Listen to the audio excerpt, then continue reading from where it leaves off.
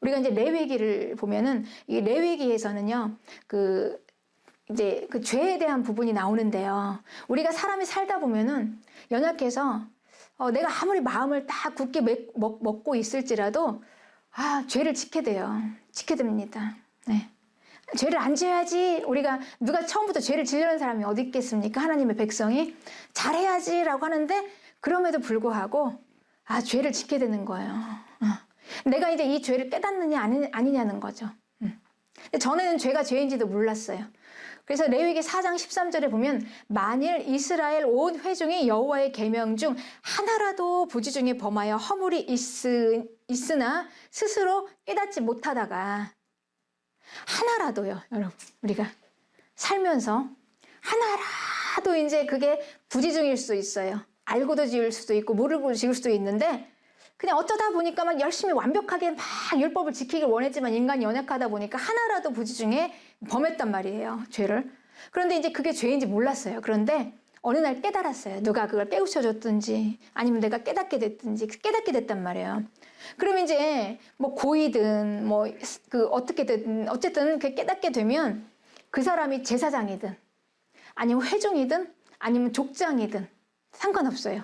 누구든지 죄를 하나라도 지으면은 이제 이걸 하라 얘기하는데 이제 우리가 실제적으로 레위기 6장 2절에 보면은 그렇습니다. 그 죄라는 게 뭐냐면은요, 실제적인 거예요. 삶에서 일어나는 거. 그러니까 여호와께 신실하지 못하여 범죄한 거, 이웃에게 맡긴 물건이나 전당물을 속이는 거, 아니면 또 도둑질하거나 착취하고도 사실을 부인하는 거, 아니면 또 남의 잃은 물건을 줍고도 사실을 부인하는 거, 또한 거짓 맹세하는 거, 또 사람들에게 막 거짓으로 이간질하는 거. 사실 우리가 살다 보면은요, 뭐 부지 중이라도 그냥 이게 그렇게 의식하지 않고 나도 모르게 나오는 이런 죄들이 있잖아요. 이 모든, 그러니까 인간의 살면서 행해지는 그 모든 죄라는 것입니다. 이게 우리에게 행하는 그런 죄인데, 근데 이런 죄를 짓잖아요. 그럼 이제 어떻게 하라고 지금 율법에서 하나님께서는 지침을 준 거예요. 왜냐면 이 죄를 지었으면은 이제 해결을 해야 될 거 아닙니까? 그쵸? 그 죄를 지었으면 사면을 받아야지요. 우리가 세상에서도 죄를 지으면은 고발을 당하잖아요. 뭐 가서 재판을 받기도 하고 경찰서에 가서 조사를 받기도 하고 해서 진위를 가립니다. 그래서 이제 결과를 봐서 뭐 이게 중죄다. 그럼 뭐 재판으로 넘어가서 이걸 이제 판결을 받아가지고 뭐 교도소에 들어가거나 수감이 되거나 뭐 급기야 심하면 뭐 사형도 당하죠. 뭐 간단한 거는 뭐 그래도 조금 나은 거는 그래도 뭐 벌금으로 이렇게 하고 나올 수도 있고, 그러니까 여러 가지 이런 사면 조치가 필요하죠. 이 사면 조치를 하나님께서 이제 방법을 준 거예요. 그게 뭐냐면 이제 제사법이라는 거예요. 우리가 죄를 지을 수 있지만 그 죄에서 사변할 수 있는 방법, 그게 이제 제사법인데요. 레위기에 이렇게 얘기했어요. 레위기 2장 5절에 사람에게 손해를 보게 하면 그것에 5분의 1을 더해서 갚아주라는 거다. 예. 뭐 여러 가지 목록이 있지만 예를 들면 만약에 누가 손해를 보게 했단 말이에요, 남에게. 그럼 손해를 보게 했으면 거기에 5배를 갚아서 딱 해줘라. 이렇게 이제 하나님께서 사면 조치를 내린 거예요. 우리도 법이 있잖아요, 여러분. 마찬가지입니다. 우리도 법이 있죠. 신호등을 위반하면 아니면은 음주운전 하면 또 여러 가지가 있죠. 요즘엔 아동 애들 길거리 다니는 교통사고, 여러 가지 갈수록 또 강화되기도 하고, 여러 가지 우리가 법들이 있죠. 법들이 있습니다. 그리고 거기에 대해서 다 규정이 있어요. 이런 법은 이렇게, 이런 법은 이렇게. 지금도 있습니다. 이런 것처럼 하나님의 백성은 남에게 손해를 입혔으면 5배를 갚아주라 이렇게 했어요. 그런데 그리고 나서 여기서 끝나는 게 아니에요. 7절에 보니까 이런 이야기가 나옵니다. 7절에 6절에요. 돌려보내고 나서 그 다음에 하나님에게는 이게 나와요. 하나님에게도 따로 또 사면 조치를 해야 돼요. 가서. 그러니까 사람에게만 하는 게 아니라 하나님에게는 흠없는 수량으로 속죄를 하래요. 그러면서 7절에 제사장은 여호와 앞에서 그를 위하여 속죄한즉 그는 무슨 허물이든지 다 사함을 받으리라 그랬어요. 그러니까 일단 이 그러니까 이제 우리가 사람 사이에서 이렇게 죄를 지으면 그 사람에게 가서 배상을 5배 해서 갚아주고, 그리고 다시 하나님께 와서 이제 어떻게 하냐면 수량으로 속죄를 드려요. 그러면 제사장 앞으로. 그러니까 그렇게 하면은 이제 어떻게 하냐면 누구든지 어떤 죄든지 다 용서해 주신다는 거죠. 그러니까 어떤 죄는 용서받고 못 받고가 아니라 그냥 그렇게 하면 다 용서를 해주신다는 거예요. 다 사함을 받으리라. 그럼 여러분 이걸 한번 잘 보세요. 좀 특이한 게 있지 않아요? 예. 우리는 지금 만약에 이 시대에 누가 죄를 지었어요. 그럼 죄를 지었으면 그냥 가서 법정 가서 딱 끝내고 말지. 누가 그 죄를 가지고 교회를 찾아와서 거기 하나님 앞에서 중보 기도하고 요청하고 목사를 통해서 또 여러 가지 이런 과정을 겪으면서 또 교회 와서 또 이걸 해결합니까? 그렇지 않죠. 그런데 여기는 신기한 게 지금 뭐냐면은 분명히 사람 사이에서 죄를 짓는데 결국은 마지막은 하나님 앞에서 용서를 받는 겁니다. 이게 왜 이럴까요? 아니 하나님, 우리가 뭐 사람과 사람 사이에 지은 죄를 왜 하나님이 무슨 상관이십니까? 내가 그 사람한테만 용서받으면 되지 내가 왜 꼭 하나님께 용서를 받아야 합니까? 그렇죠. 그런데 하나님은요, 이 하나님의 백성을 통해서 지금 온 세상에게 뭘 얘기하고 싶으시냐면요, 최종 심판자가 하나님이시라는 걸 가르쳐 주시는 거예요. 우리의 모든 인간의 모든 죄와 허물의 모든 것을 심판하실 수 있는 심판자는 사람의 법정이 아니라는 거죠. 저 법원이 아니라는 거예요. 저 법원이 아니라 하나님의 법정이 있어요. 하나님이 심판하신 하나님의 보좌 앞에서 나오는 그 법정, 거기가 최종 심판자의 자리라는 것을 지금 하나님의 백성을 통해서 보여주시는 겁니다. 그러려고 이스라엘을 선택하신 거예요. 하나님을 보이시려고. 그러니 하나님의 백성들은 이제 하나님께서 가르쳐 주신 대로 이제 죄를 지으면 그렇게 했어야 됐어요. 자기들의 죄를 먼저 가서 사람에게 가서 회개하고 연결이 되는 거예요. 사람한테 짓는 죄, 하나님께 짓는 죄가 따로 있는 게 아니라 내가 사람한테 지었는데 그 죄의 마지막 판결은 당연히 그 사람한테 내가 지은 죄에 대한 대가는 치르고 마지막 판결은 다시 하나님께 와야 된다는 거예요. 그러니까 우리가 일상생활에서 지으면서 우리가 이웃 친구하고 또 뭐 사람들하고 막 짓는 죄가 있잖아요. 그러면 그거에 대해서 사람하고 풀었어요. 화해를 했어요.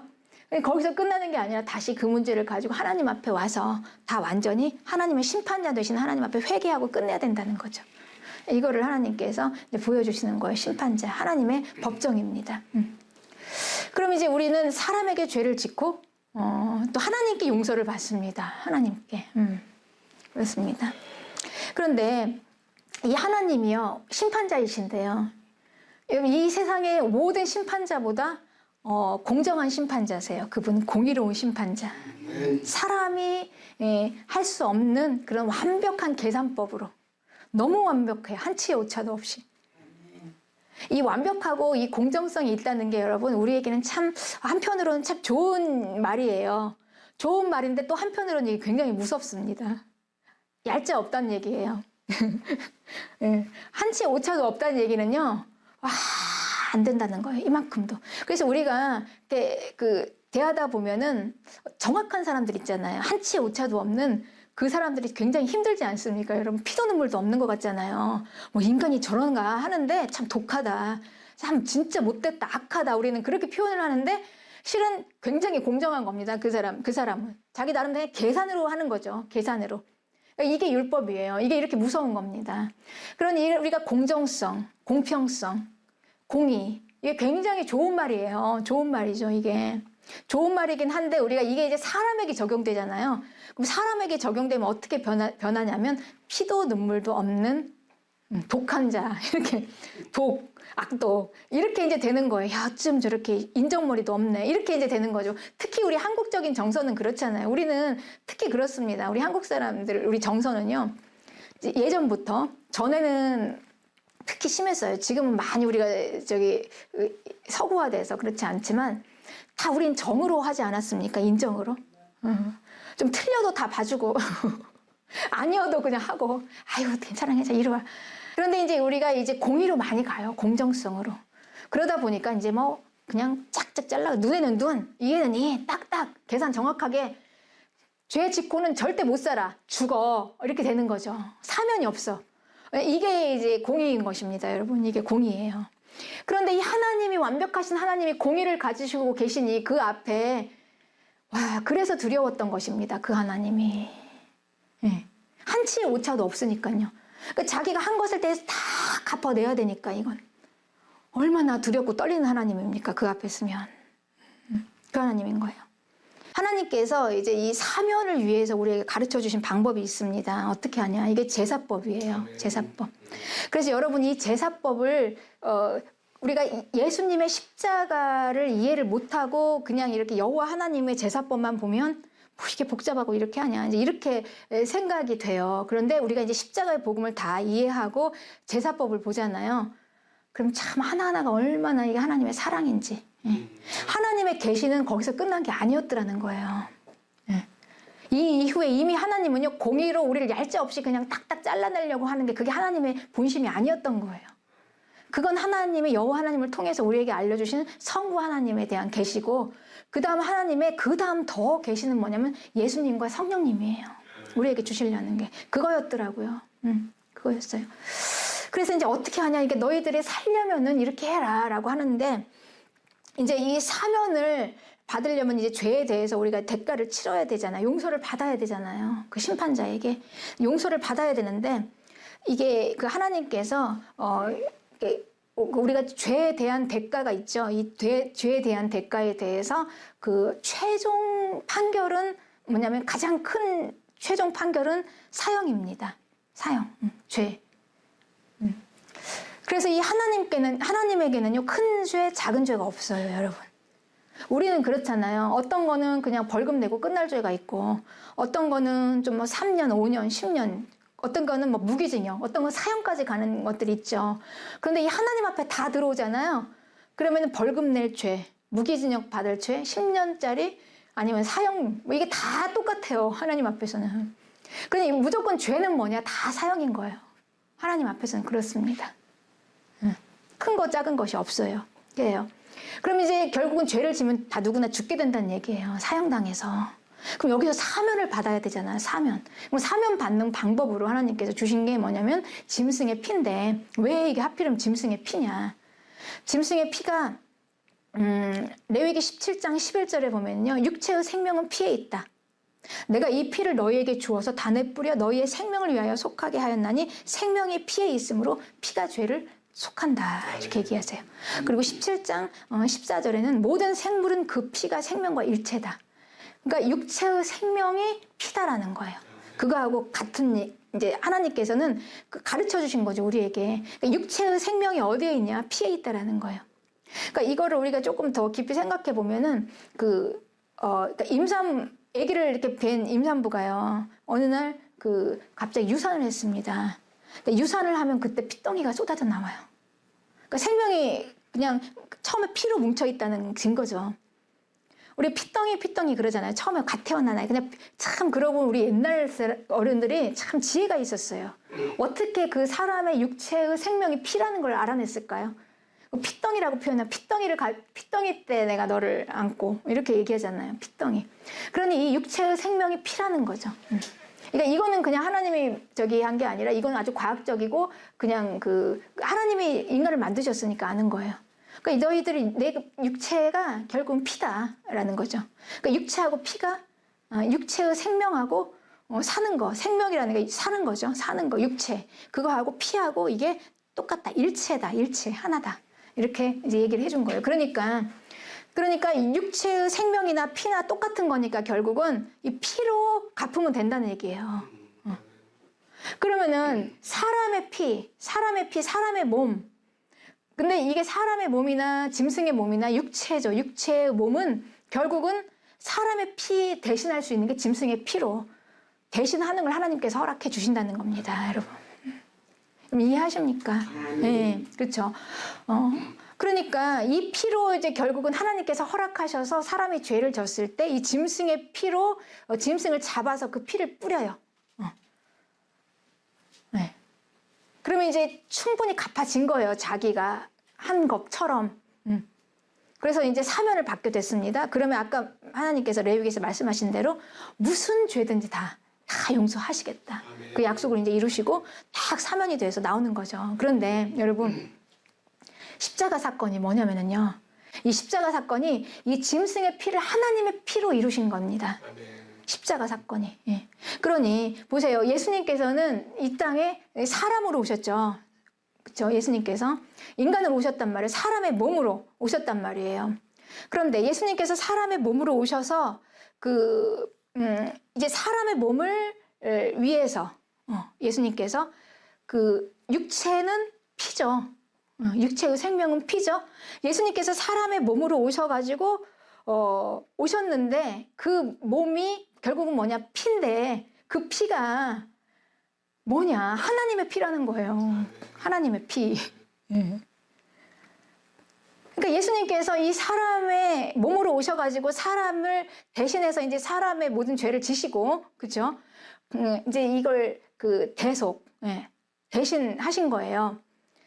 그래서 사람의 몸으로 오셨죠, 예수님께서.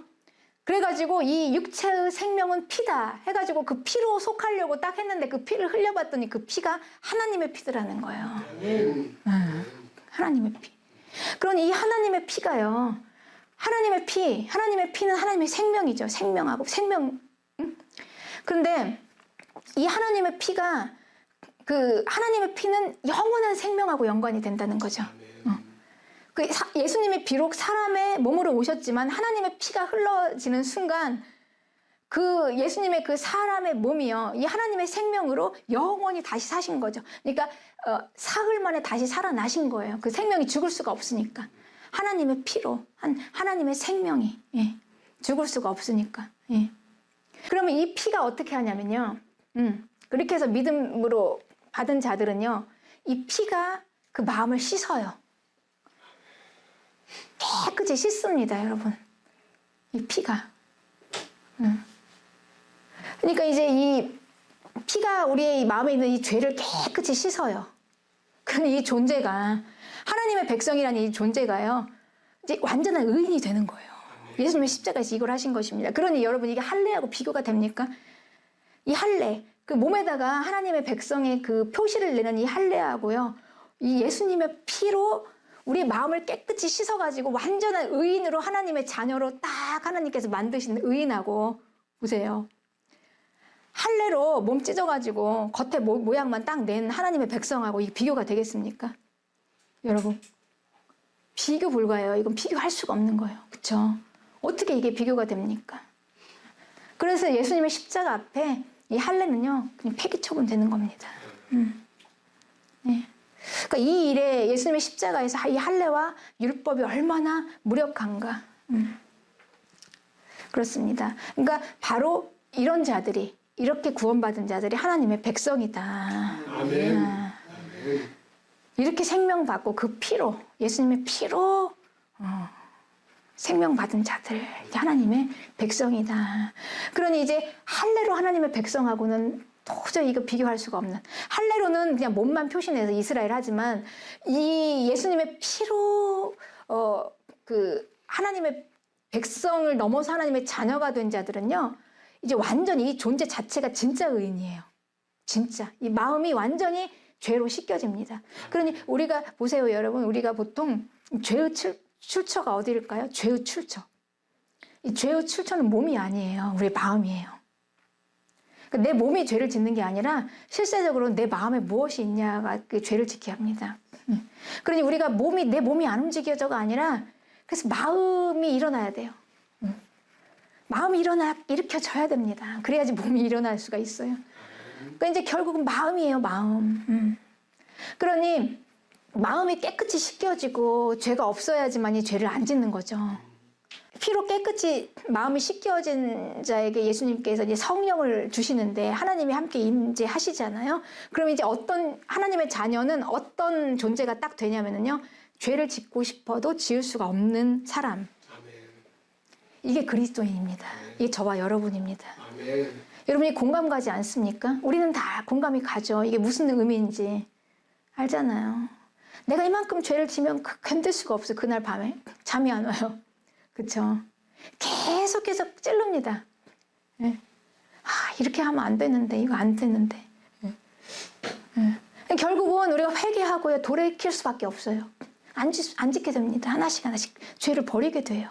이게 그리스도인이에요. 근데 그럼에도 불구하고 만약에 죄를 지으면, 그럼에도 불구하고 죄를 짓는 자가 간혹 있어요. 왜 없겠습니까, 여러분? 사람이. 그런데 그런 자들은 어떻게 해야지 죄를 지을 수가 있냐면요, 여러분. 우리가 실은 내가 원래는 이런 자가 아니었잖아요. 근데 내가 죄를 그러니까 짓지 못하는 의인의 존재로 나를 딱 바꿔주신 분이 예수님의 십자가란 말이에요. 예수님의 십자가. 그런데 그럼에도 불구하고 계속 내가 죄를 짓는다는 것은 뭐냐면 그 십자가를 그냥 짓밟고 그냥 무참하게 짓밟고 지나가야 돼요. 그래야지 죄를 지을 수 있습니다. 계속해서 그냥 무시하고 예수님의 십자가를 무시하고 그냥 계속해서 나에게 들려오는 성령님의 소리를 그냥 다 묵살해버리고 하나님을 멸시하는 거죠. 그러면서 그냥 내가 쭉쭉 나가요. 죄를 지어요. 그러면은 그 길이 무슨 길이냐면 사망의 길이죠. 죽음의 길. 죽어요. 영이 죽습니다, 여러분. 그러면 생명이 죽어요. 내 안에 있는 생명이 죽어요. 죽은 자의 길로 가는 겁니다. 죽은 자가 되기 때문에 죽은 자는 감각이 없잖아요. 둔하잖아요. 귀가 안 들려요. 입이 안 열어지고 마음이 딱 막히니까 깨달음이 없어요.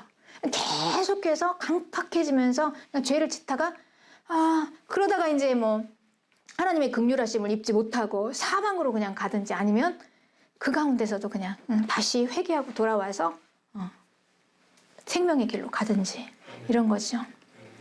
그래서 이제 중요한 거는 뭐냐면 우리는 그래서 율법 따로 할례 따로가 아니라 이 새로운 할례, 마음의 할례, 마음을 할례 받은 자들, 마음을 찢어가지고 마음의 죄를 깨끗이 씻긴 자들, 그리고 그 마음에 하나님이 임재하시는 자들, 마음의 할례 받은 자들이 이제 율법으로 통하는 겁니다. 하나님의 말씀인 율법을 지키는 거예요. 지킬 수밖에 없는 겁니다, 이게. 성령 받은 그리스도인들이 가장 편안한 최상의 상태는 뭐냐면 하나님의 말씀에 순종하는 삶을 사는 겁니다. 이거 이외의 삶이 없어요, 여러분. 최고예요. 그러니까 이런 삶을 살 때 우리는 가장 행복하고 충만하고 평안하고 다 가졌어요, 다. 그 하나님의 율법을 지킬 수밖에 없는 겁니다, 그리스도인이. 그래서 우리가 율법을 지키게 돼요, 하나님의 자녀들이. 그런 겁니다. 그래서 이 율법이 완성이 되는 겁니다.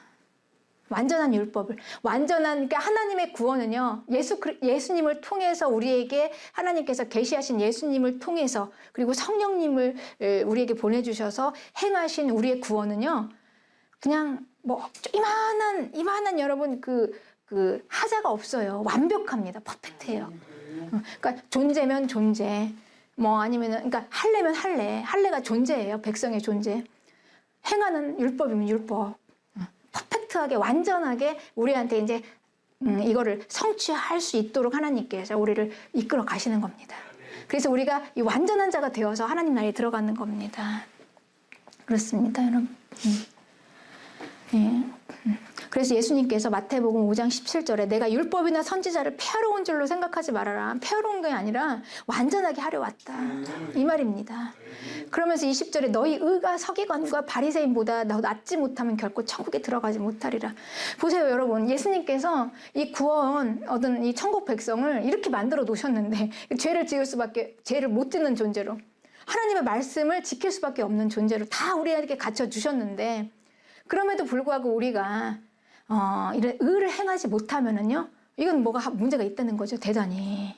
다시 한번 점검을 해봐야 된다는 거예요. 어디서부터 뭐가 잘못됐는지. 근데 이렇게 제대로 만약에 간다면 진짜 우리가 우리는 고도의 그 율법의 완성이 우리 삶 속에서 이루어집니다. 우리는 하나님의 법정에서 완전히 사면을 받은 축복의 사람들입니다. 하나님께 받아들여졌어요. 그리고 완전히 용납되어졌죠. 그래서 이 존재감에 맞게, 이 존재감대로 성령 따라가서 사시다가 말씀을 지켜서 축복의 약속을 받은 그런 완전한 자들의 삶을 사시기를 주님의 이름으로 축복합니다. 아멘.